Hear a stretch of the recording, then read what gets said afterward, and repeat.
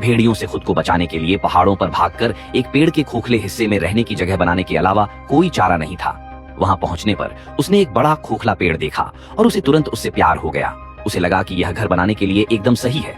बिना ज्यादा सोचे समझे उसने पेड़ की अंदर की दीवार में एक कटा हुआ लट्ठा ठोक दिया, जिससे वह आसानी से ऊपर पहुंच सके। पेड़ के ऊपर एक बड़ा प्लेटफॉर्म था, जिसे उसने अपना घर बनाने के लिए एकदम सही समझा। उसने पास के एक पेड़ के ठूंठ को आरी से काटकर प्लेटफॉर्म के साथ सीधा कर दिया। अब वह वहां अपना घर बना सकता था। एडवांस इक्विपमेंट की कमी के कारण उसने पेड़ में छेद की और लट्ठों को सुरक्षित करने के लिए पतली छड़ियां ठोक दी। इस तरह नींव की शुरुआत हुई। घर का साइज कंट्रोल करने के लिए उसने बेलों का इस्तेमाल करके एक बड़ा गोला बनाया, जिससे वह मजबूती से अपनी जगह पर सुरक्षित हो गया। इसके बाद उसने कुछ पतली बेलें ली और बीच से बाहर की ओर बुनना शुरू किया, जैसे कोई पिंजरा बुनते हैं। उसने हर बेल को सीधे एक लकड़ी की छड़ी के चारों ओर लपेटा और कुछ ही समय में उसने एक प्लेटफॉर्म बना लिया। बेशक वह दूसरी चीजें बनाने में भी बहुत अच्छा था। सामान ले जाना आसान बनाने के लिए उसने बेलों से एक टोकरी बनाने का फैसला किया और उसने कुछ ही समय में इसे बना लिया। वह टोकरी को नदी के किनारे ले गया, ताजी खोदी गई मिट्टी को नदी के पानी से गीला किया और उसे सीधे टोकरी में रख दिया, ताकि वह मिट्टी को पेड़ तक वापस ले जाने के लिए उसका इस्तेमाल कर सके।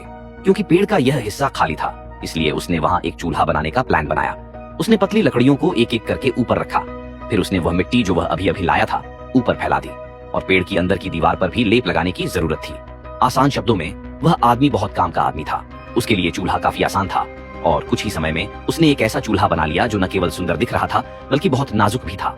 इसे चूल्हे जैसा दिखाने के लिए आदमी ने खास तौर पर बेलों से एक चिमनी भी बनाई, उसे लगाया और सतह पर मिट्टी लेप की और इस तरह एक सुंदर चूल्हा बनकर तैयार हो गया। वह आदमी इसे जलाने और टेस्ट करने का इंतजार नहीं कर सका। इसका असर काफी अच्छा था। इसके बाद उसे घर का मेन स्ट्रक्चर बनाना जारी रखना था। उसे अंधेरा होने से पहले घर पूरा करना था, नहीं तो रात में सोने की जगह नहीं मिलती। यहाँ बेलों के अलावा और कुछ नहीं था, इसलिए उस आदमी ने बनाने के लिए ज्यादातर बेलों और लकड़ी का इस्तेमाल किया। लकड़ी ने फ्रेमवर्क का काम किया, जबकि बेलों का इस्तेमाल बाहरी दीवारों के लिए किया गया। उसने बस एरिया के हिसाब से लकड़ी खड़ी की, फिर उसके चारों ओर बेलों का इस्तेमाल किया। ये बहुत तेजी से हुआ और जल्द ही एक दीवार बन गई। हवा और बारिश से बचने के लिए उस आदमी को छत भी बनानी थी, क्योंकि बेलों से पानी टपक रहा था, जिससे बारिश से कोई बचाव नहीं हो रहा था। इसलिए उस आदमी ने मिट्टी की एक परत डाल दी। हालांकि मिट्टी बारिश नहीं झेल सकी, इसीलिए उसने घास लगे मिट्टी के कुछ ढेले खोदे और उन्हें ऊपर रख दिया। इसे छत से पानी नहीं टपकता था, क्योंकि घर पूरी तरह से बेलों से बना था, इसलिए उसमें कई खाली जगहें थीं, जिनसे जंगली जानवर अंदर आ सकते थे। आदमी को हवा और बारिश से बचाने के लिए इन खाली जगहों को मिट्टी से बंद करना पड़ा। उसे एक बड़ा एंट्रेंस भी बनाना था, जिसमें दो बेलों से एक आर्च बनाया गया था। एक पेड़ के खोखले हिस्से से जुड़ी थी और दूसरी दरवाजे के फ्रेम का काम कर रही थी।